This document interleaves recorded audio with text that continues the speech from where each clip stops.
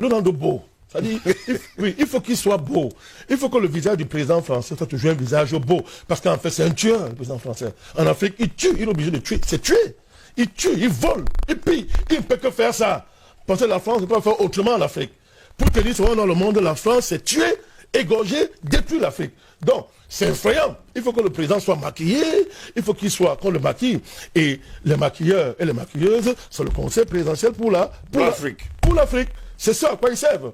Donc, pour dire quoi? Pour dire qu'on est là dans le crime le plus long, l'un des crimes les plus longs de l'histoire de l'humanité, qui pour continuer a toujours besoin, n'est-ce pas, d'être maquillé comme étant de la civilisation, comme étant de la philanthropie. On vient vous faire du bien, mon cher gosse. Mais c'est quand même terrible, je terminerai par là. C'est quand même terrible, c'est compliqué. Parce que les réalités sont têtues. Malgré tous ces efforts-là, la laideur, le caractère diabolique et affreux de la France-Afrique apparaît toujours, émerge toujours et supplante toujours le maquillage. Le maquillage ne tient pas devant la puissance, n'est-ce pas, du fleuve de sang, de crimes, de mensonges, de pillages et de destruction. Et c'est dur à assumer. La réalité les attrape toujours. Et quand on voit une humanité, n'est-ce pas, qui est silencieuse, on voit l'ONU qui est silencieuse devant quelque chose de cruel, de tellement abject, mais qui trahit en dernière essence la réalité de ce monde-ci, qui trahit en dernière essence la nature des relations internationales, qui trahit en dernière essence, n'est-ce pas, la nature même de notre rapport à l'Occident, qui trahit en dernière instance le fait qu'il n'est pas possible à l'Afrique et à la France de dialoguer, mon cher gosse. Parce que quand un crime est très long, pour qu'il s'arrête, mon cher gosse, il faut que la victime coupe la tête du criminel, de son bourreau. C'est là où ça s'arrête. Ça ne peut pas s'arrêter autrement que ça. Donc, il n'est pas possible pour les Africains et la France de dialoguer. Parce que de l'autre côté, la France veut dialoguer en tuant. De l'autre côté, vous avez la victime qui n'est pas que faite de victimes consentantes. Mais il y a des victimes qui refusent, n'est-ce pas, ce jeu et qui de plus en plus grandissent, montent et créent une espèce de filiation historique qui ne s'est jamais arrêtée. Donc, chaque année, tous les 5 ans, tous les 10 ans, tous les 15 ans, il peut y avoir 5 ans de paix où la France croit que bon, ça va un peu, on respire un peu. Mais après, il faut... Allez, ça remonte. Oui. Le panafricanisme remonte, les contestations remontent, les bagarres reprennent, le vrai visage de la France apparaît, il faut massacrer, il faut tuer. C'est une relation qui ne va s'achever que par le meurtre, n'est-ce pas, du criminel. C'est comme ça que l'histoire a soldé ce genre de rapport. Pendant ce président Badakani, Viana a utilisé un terme, émerveillé. Ils sont d'ailleurs plusieurs, des Africains qui sont souvent émerveillés par la France. C'est le cas par exemple qu'on a vu il y a quelques jours encore du côté de Yaoundé, la capitale du Cameroun, où il faut le dire, l'ambassade de France a pris l'initiative de faire le tri, il faut le dire comme ça, des personnes qui vont participer au sommet de Montpellier en juillet prochain, il faut également le dire. C'est également le même terme qui avait été utilisé par Achim Bembe dans son discours d'ailleurs, dans son interview du côté de RFI, en faisant comprendre qu'il a dîné, en fait, il a eu un déjeuner avec Emmanuel Macron, il est assis à sa droite. On a l'impression aujourd'hui que plusieurs Africains ont toujours cette idée dans la tête d'être émerveillés par le français. C'est le complexe de la victime qui est fascinée par son bourreau. Oui. C'est pas africain seulement, c'est pas nouveau dans l'histoire. Il arrive que les victimes soient fascinées par leur bourreau et veulent même l'épouser. Quand ce sont des femmes. Quand ce sont des hommes, ils veulent prendre la... Ils ont été très nombreux d'ailleurs, les Camerounais qui ont été choisis. Ils ont même pris de belles photos avec l'ambassade de France. C'est pas nouveau. Ils sont invités à parler au nom de l'Afrique. Je me demande bien ce qu'ils vont dire. Non, c'est pas nouveau et ça ne doit pas distraire les Africains. Oui. C'est un vieux processus. C'est même avant ce que vous appelez binationalité. Vous croyez que les oncles tombent là, qui ont joué le jeu pendant l'esclavage, il n'y a pas la binationalité. C'est même pas une affaire de binationalité. Si on veut creuser. Oui. On est là dans les profondeurs de l'histoire. On est là dans les profondeurs de l'être humain. Et c'est très complexe. Et quand vous avez en face de vous des professionnels du crime, ils savent jouer avec ce genre de choses. Vous aurez toujours des traîtres. Vous aurez toujours des traîtres. Vous aurez toujours des gens qui vont croire que le bourreau a raison. Vous aurez toujours ça. C'est des gens comme ça. Le génie de l'ennemi, c'est de savoir ce qu'on appelle en nanotechnologie les gains de fonction. C'est-à-dire qu'à chaque période, il faut savoir travailler cette donnée, apparemment cette donnée naturelle, j'allais dire comme ça, des êtres humains. Il faut savoir transformer ça en fonction des circonstances et des enjeux. Vous avez ce qu'on appelle un gain de fonction. Il y aura toujours des traites. Comment on fait? En ce moment-ci, qu'est-ce qu'on fait? Comment on organise ça? Qu'est-ce qu'on fait pour que les traîtres soient soient brillants dans la traîtrise en fonction de nos objectifs du moment? Qu'est-ce qu'on fait? Ben, il y aura toujours des traîtres. Donc c'est comme ça. Donc je pense que j'ai compris moi dans mon combat que moi je ne m'attarde plus sur les traîtres. Je ne m'attarde pas. Parce que c'est un perte de temps et c'est une bonne manœuvre de distraction. Donc ce sont ces gens-là, mon cher Gosse, qui sont émerveillés pour quand ils sont à côté de Macron ou de l'ambassadeur français. Parce que dans le petit déjeuner, c'est tellement important. Oui, vous savez. Ils sont en face d'un être supérieur. Oui. Vous savez. Mais si quelqu'un, malgré tout ce que le monde nous donne aujourd'hui comme élément pour comprendre la nature des dirigeants français, croit qu'il est en face, quand il est devant un dirigeant français, d'un être supérieur, on ne peut rien faire pour lui. Il faut appeler le temps, on ne peut rien faire pour lui. Je vous avais donné ici la loi fondamentale de notre combat, à savoir qu'il y a beaucoup d'Africains qui travaillent consciemment pour l'Occident. Pour l'Occident. Et que vous ne pouvez rien y faire, je l'ai dit. Et que dans la stratégie, il faut seulement intégrer ça pour continuer le combat. Je l'ai dit. Il ne faut même pas chercher à le récupérer. Hein. Moi, je le dis, il ne faut même pas chercher à le récupérer. C'est-à-dire que les gens qui vont au sommet, il ne faut même pas chercher à le récupérer. C'est bien qu'ils aillent là-bas. S'ils veulent rester en France, qu'ils restent même une fois. Ça ne dérange personne. Parce qu'avec tous les éléments qu'il y a, si aujourd'hui quelqu'un continue à croire que M. Macron, c'est la référence des présidents, les Achille Mbembe, tous ces gens-là, tous ces gens-là, qui disent que bon, la laideur, ce sont les dirigeants africains. La beauté, c'est M. Macron. Bon, M. Ngoz, qu'est-ce qu'il a dit face à ça? Puisque ce sont des docteurs en doctorat, ils ont mis le doctorat, s'ils ne comprennent pas que la laideur, c'est Macron, en termes de laideur, à tout point de vue, c'est M. Macron, il n'y a rien à faire. Croire qu'aujourd'hui que M. Macron est un démocrate, qu'il est quelqu'un de fréquentable, et que les présidents africains ne sont pas fréquentables, mais ça fait honte. Ça fait honte. Qui est plus laid en termes de prouesse maléfique dans ce monde entre Macron et les présidents africains? C'est comparable? On peut comparer? Entre les présidents occidentaux et les présidents africains, même comme ils sont ce qu'ils sont là, comme vous avez de dire, en termes de laideur, dans le maléfisme, j'invente l'expression, j'ai ce droit le français, j'en fais ce que je veux. Donc, est-ce qu'il y a match? Mais ça doit dire une chose. Ça dévoile la nature de ces gens. Tout ce qu'il y a à faire, c'est de saluer cette clarification. Parce que pour ces gens-là, beaucoup des Africains croyaient à ces élites-là. Croyaient à ça. Croyaient que non, vraiment ce sont des intellectuels, vraiment c'est des gens de lumière. Mais là on voit bien que ce sont des ténèbres. C'est l'avantage de l'affaire. Mais nous qui sommes dans le combat depuis, on n'est pas surpris. Tous ces gens-là, on les connaît. C'est pour ça que vous ne verrez jamais ces gens citer certains noms. Les noms comme Sankara sont des tabous dans leur bouche. Vous verrez rarement Achille Mbembe saluer Sankara. Il n'est pas le seul. Vous verrez rarement ces gens saluer les Sankara, les Lumumba. Rarement. Quand ils en parlent, ils biaisent. Mais le héros, vous entendez, il va vous citer Fanon, Senghor, oui. Des gens comme ça, c'est Senghor. Alors, Fanon, c'est un grand nom dans le combat panafricaniste. Il n'y a pas de débat là-dessus. Mais si vous citez Fanon, vous citez Sankara. Parce que Sankara, c'est Fanon, ça. On cite Césaire, on dit Césaire comme c'est une figure incontournable. On célèbre Césaire, mais on ne veut pas entendre les Lumumba. On ne veut pas entendre les combats nationalistes, mon cher Gosse. On ne veut pas entendre le nom de certains héros. Vous savez ce qu'on dit? Non, ils étaient trop radicaux. Ils portaient les anciennes colères.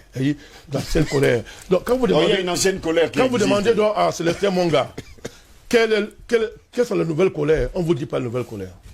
On ne vous dit pas. La nouvelle colère, c'est haïr les présidents africains. Voilà la nouvelle colère qu'on nous dit de porter. De lutter pour la démocratie. La démocratie. Voilà la nouvelle colère qu'on nous dit de porter. Ne parlez pas de l'impérialisme. Ne parlez pas de l'égalité en termes de l'échange. Ne parlez pas des rapports de la criminalité, du caractère criminocratique de la France-Afrique. Et qui est mise en œuvre par la France. Ne parlez pas de ça. On vous dit non. Ce sont des vieilles colères. Mais c'est quand même terrible ça. Et voilà le discours que ces gens-là portent. Alors, nous on a dit ok. D'accord, il y a les vieilles colères. Mais regardez aujourd'hui, c'est bizarre mon cher Gosse.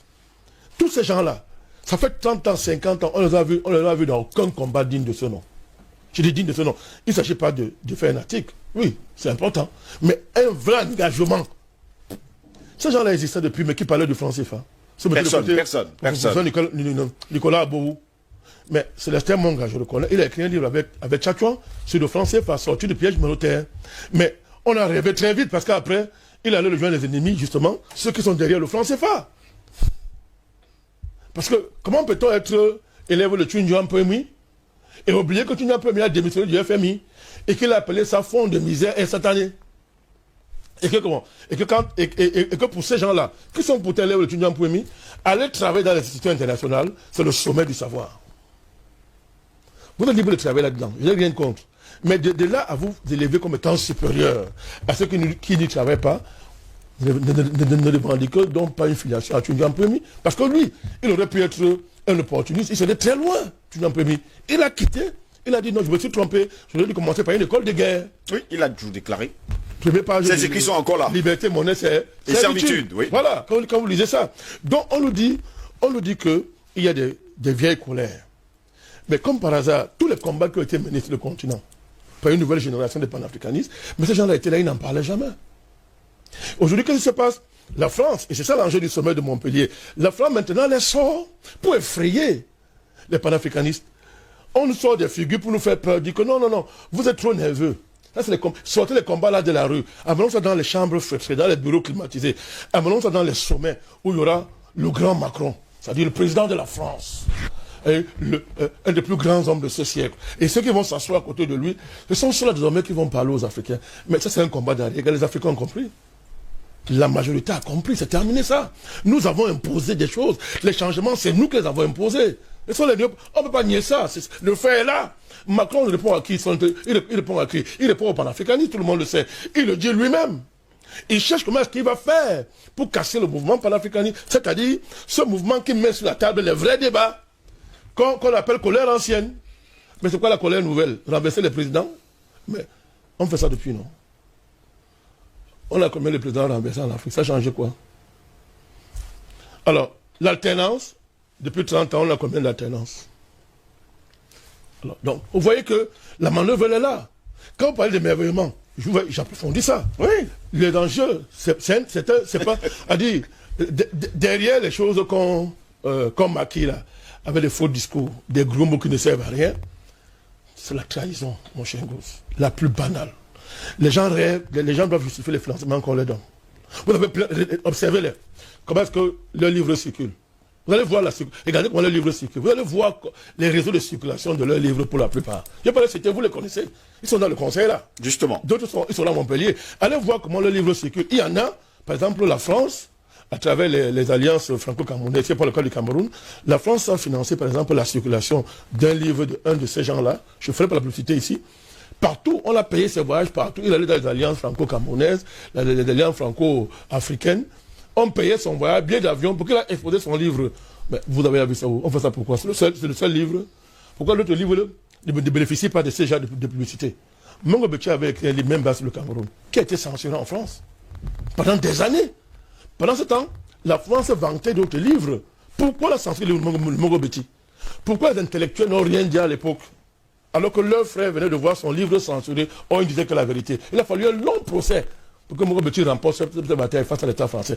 Vous avez comme ça des milliers de cas. Vous voyez la circulation de leurs livres. Vous voyez d'où vient le financement de leurs ONG. Quand ils font des actions là, tu entends atelier de la pensée, ceci, machin. L'argent vient d'où?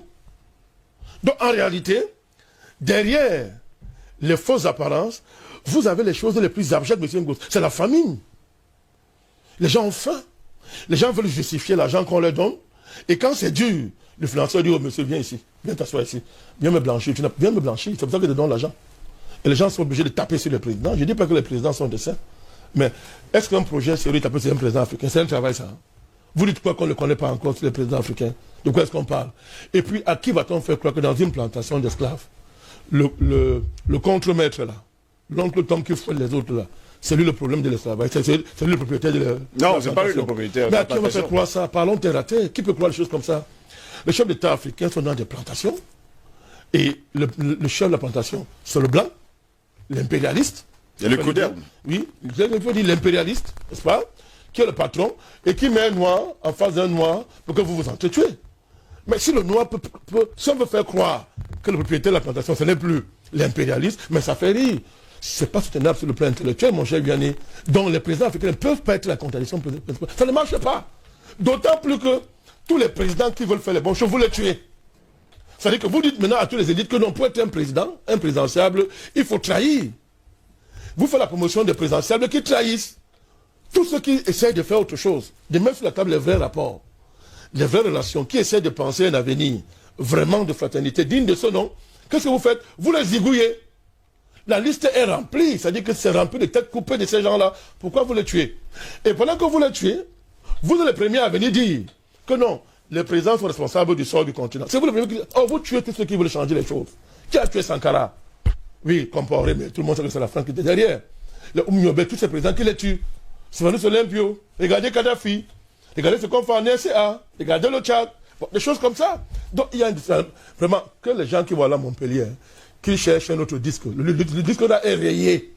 Ça ne passe pas en Afrique. Ça ne marche pas. Vous voyez que moi, que c'est moi je reçois des présidents africains, moi on dit que je défends le dictateur. Je suis fier. Moi je défends, j'ai dit ici, hein. Moi je défends le dictateur. Les dictateurs africains sont mieux défendables que Macron. Je les préfère à M. Macron. Je les préfère à Macron. Moi, je vais vous dire, dans les années 90 ici au Cameroun, c'est pas le cas du Cameroun, qui a maintenu le régime du haut pouvoir? Quand nous étions dans la rue. Qui? Tu le sais, peut-être tu étais plus jeune. Tu étais jeune. C'est la France. Et j'ai compris ça. J'ai compris ça. Et après, c'était quoi? C'était qu'après, on a fait pression. On a vendu tous les bijoux de famille à la France. Ils ont racheté toutes les entreprises d'État ici à l'époque. C'est là où viennent les contrats donnés à Bolloré cadeau. Vous voyez? Et les gens vont nous faire croire que ce pays-là a un projet de démocratie. Quand les vrais démocrates se lèvent, la France ne les soutient jamais. Quand vous voyez un Africain démocrate que la France soutient, ce n'est pas un démocrate. Ça commence avec Mouniobé, c'est pas le cas du Cameroun. On dit liberté d'expression. Quand à l'époque au Cameroun, à partir des années 44-45 en montant, il y a les places libres, tout ça on dit, oui, les partis, les syndicats peuvent naître et tout et tout. Quand les vrais syndicats alors naissent, le moment où il y a créé de vrais syndicats, Paris interdit les syndicats. C'est déjà le syndicalisme là. On dit qu'on ne veut pas de ça ici. Multipartisme, les vrais partis patriotiques naissent, Paris crée le parti unique. Vous comprenez ça? Donc arrêtez de faire les affaires des enfants, ça dit que on connaît comment ça fonctionne. C'est pour tromper les naïfs. La France ne peut pas porter un projet de démocratie en Afrique. Pour la simple raison que la vraie démocratie en Afrique commence d'abord par la coupure de la tête des leaders français. Je suis clair, pas de mots à mâcher. Ça commence par là. Tout projet démocratique commence quand il dit couper la tête. Je ne suis pas dans la sauvagerie. Je veux dire liquidation intellectuelle, renversement de ce système-là. Et s'il faut prendre les armes, on les prend. Monsieur Ngos, on les prend. Les Français ont pris les armes contre les Allemands, non? Oui. Mais alors, on les prend. Voilà là où ça commence. Mais les gens qui vont s'asseoir disent que non, il faut causer avec Macron. Mais ils me font rire. On cause avec De Gaulle. Les gens ont causé avec De Gaulle. Les gens ont causé avec Pompidou.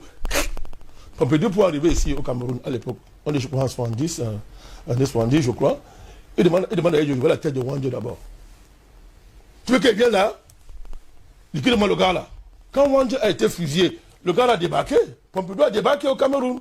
Vous voyez? Alors, donc on dialogue depuis avec eux. Hein. On dialogue jusqu'à... Bokassa a parlé avec Giscard, non? Il n'en a pas dialogué. Et quelle était la condition du dialogue? Donne-moi ta femme. Je lui fais des enfants. Donne-moi le diamant. Pour que moi je suis un vaurien en France, que je devienne un noble en France. Vous, Mitterrand, c'est pareil. Papa m'a dit. Il veut parler avec un président, il envoie son fils. Papa a dit que. Papa m'a dit. On l'a surnommé. Papa m'a dit. Après lui, Chirac est venu. Même chose. Sarkozy, même chose. Lui, Sarkozy, il parle avec toi, tu refuses, il te tue. Kadhafi a refusé de parler avec lui, il a tué. Babo a refusé, il a envoyé à la CPI. Vous comprenez? Macron arrive, mais qu'est-ce que vous voulez qu'il fasse? Il fait partie, sauf que bon, lui, il est dépassé. Lui, il ne peut rien faire. Lui, c'est un faiblard. Je le dis à Macron ne peut rien faire. Ce sommet-là, c'est un culte de ça. Ça ne va aboutir sur rien. Parce que quels sont d'autres sommets ont servi à quoi? Il va faire quoi? Il est tellement affaibli en France. Là où il est en France aujourd'hui, Macron, il ne peut même pas sortir dans la rue. Partout, ils sont vous avez vu à Montpellier, les images circulent à Montpellier. Mais voilà les gens avec qui vos gens vont s'entendre pour dire qu'il va dialoguer avec l'Afrique. Est-ce que Macron arrive à parler avec les Français? Est-ce que Macron arrive à parler avec les Français?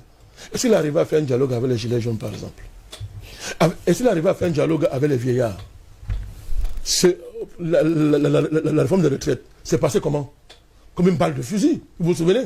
C'est une balle de fusil. Là où les gens disent, mais viens, nous voulons causer. Il a dit, on ne cause pas avec vous parce que nous, on a les comptes ici. Avec les rochers, les banquiers me demandent des comptes ici. Il y a l'argent ici. Vous êtes trop nombreux, vous les vieux là. Vous êtes trop nombreux. Et après, là, qu'il y a le Covid, on les a liquidés. Actuellement, en France, vous savez combien de vieux sont morts? À cause du Covid, la loi sur le Rivotril. Oui. Comment les vieillards sont morts? Ça aurait été un pays africain quand on aurait dit génocide. Crime contre l'humanité. Les gens ont légalisé l'assassinat des vieillards pour délester, n'est-ce pas, les caisses de retraite.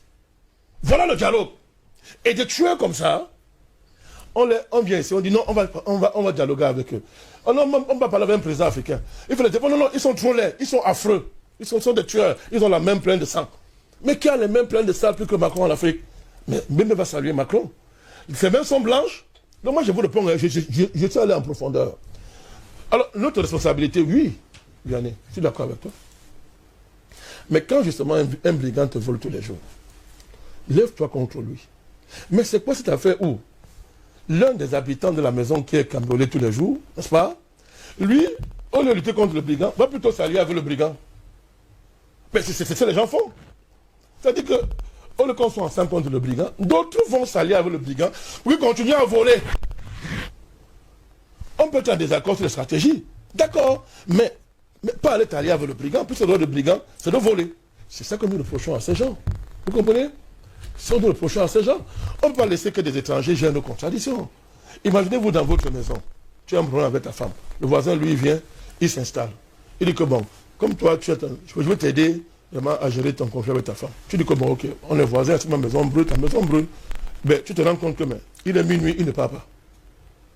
Il est 1h, il ne part pas. À 1h30, il te dit non, toi sors, je veux causer avec ta femme. Tu fais quoi? Tu fais quoi? C'est ça, tu l'as appelé faire ça? Mais c'est ça, je parle terre à terre pour que les gens comprennent. C'est ça nos rapports avec la France. On dit qu'on a les problèmes. Ok, on va nous aider, d'accord.